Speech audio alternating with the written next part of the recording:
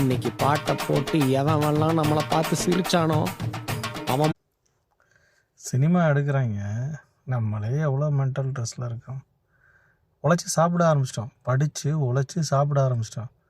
அந்த காலத்தில் இருக்க மாதிரி, அந்த காலத்தில் நான் பார்த்த காலத்தில் கூட அந்த மாதிரி சண்டையெல்லாம் பார்த்ததில்ல. படித்து உழைச்சி சாப்பிட தான் கற்றுக் கொடுத்துருக்காங்க.